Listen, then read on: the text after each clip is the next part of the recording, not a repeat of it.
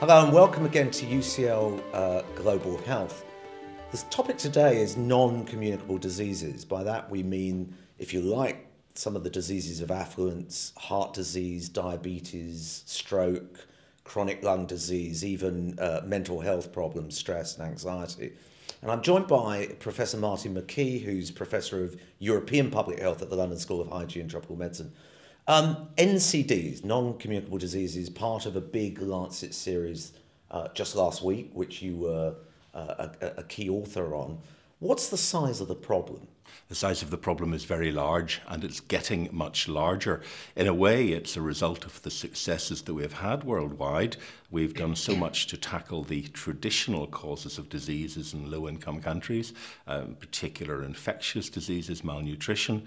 That's allowed people to live longer, but at the same time, those people are being exposed to the risk factors for non-communicable diseases, in particular energy-dense food, tobacco and alcohol. So this isn't just a rich country problem. This is also the poor countries are involved as well. Indeed. In fact, the death rate from non-communicable diseases has been falling in many rich countries. People often forget that deaths from ischemic heart disease, heart attacks, have fallen by 50% in European, North American countries in the last 3 decades. What we are now seeing is an explosion of non-communicable diseases in the low-income countries, particularly as lifestyles change, as people move from the rural areas to the cities, the growth of the mega cities, and coupled with the very aggressive marketing of the factors that drive this epidemic. Well, we'll come on to that in just a moment. This big rise and then a fall, is that purely lifestyle changes, or are there other factors involved? There's all this talk about the early origins of adult disease and that somehow you're programmed in your mother's womb and in infancy to be vulnerable. Where do you see the balance? Well, you're right. There are a number of factors that are involved. So certainly the conditions in which children are in utero and in early childhood do have a significant impact on their health in later life. We see that typically with stroke, with hypertension, with poor growth in utero being associated with a much higher risk of high blood pressure and stroke in later life. Also, of course, we have the exposure to the risk factors, the tobacco, alcohol, and energy-dense foods.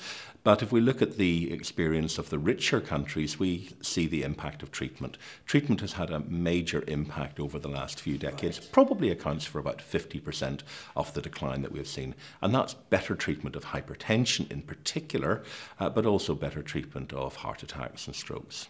So there's a medical component to this, and we've got to ensure that we screen and we treat. Let's just come on to what I think you've called the corporate capture of public health. Do you see a parallel between the tobacco companies? We know all about what they got up to and the whole smoking debate and the policy challenges. Do you see a parallel with alcohol and with the processed food industry? Well, we have done much more than see a parallel. We have demonstrated a parallel because if we correlate the increase in sales of these products across the world, we can see that the liberalisation of trade, the opening up of markets, provides an opportunity for all the purveyors of all 3 products. And of course, we should remember that in many cases, these large corporations are producing all of these products. So alcohol, tobacco producers, food producers are often manufacturing the same things, but in different branches of the corporation. And one of the figures in the Lancet series shows this staggering increase in soft drinks and alcohol into low and middle income countries. Something like 30% increase in the last decade. And it may be going up even faster.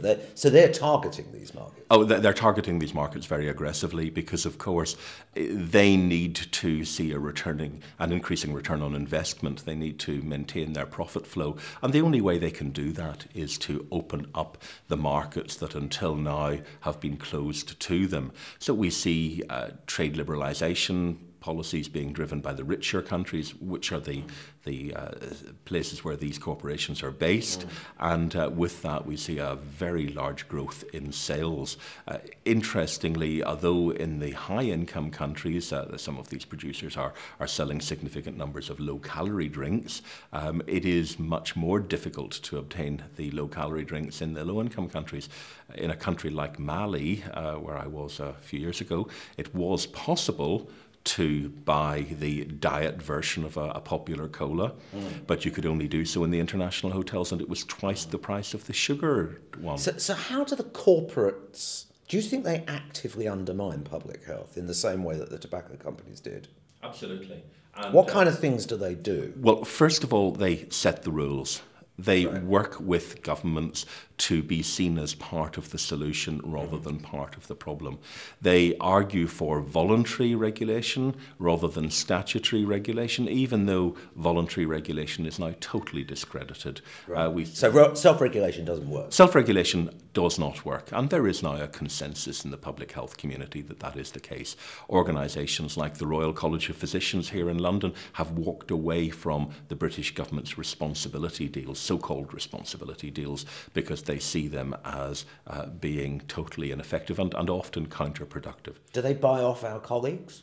In some cases they do, and the tobacco industry has a long tradition of what they call funding the so-called white coats, who are health professionals who will provide the stories, the narratives that they want to see, often not saying that particular products are harmless, but casting doubt on the evidence, saying that it's all too difficult in the case of the tobacco industry, working with perfectly legitimate epidemiologists in the quest to promote what they called good epidemiology practice.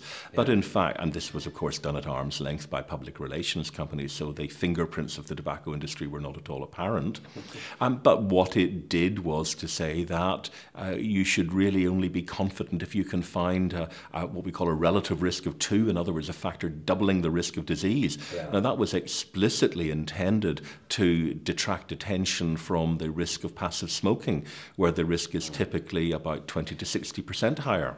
But hang on a sec, are we reaching the political limits of public health here? Let me just play devil's advocate for a moment. Some people would say, yeah, all right, Martin, but are you going to stop people having a drink? You're going to stop people buying ready-to-eat meals? How do you regulate what, for most people, is a pleasure, eating and drinking?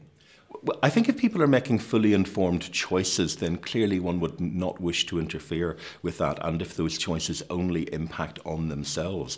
There are 2 issues. Often those decisions impact on other people.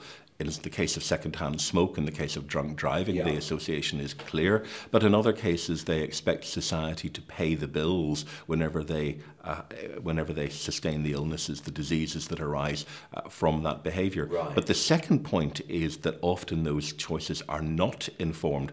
And we've seen that in the United Kingdom and in fact across Europe this week, where many people who felt that they were eating beef in processed foods found that they were actually eating horse meat. Now, they were clearly uninformed of that.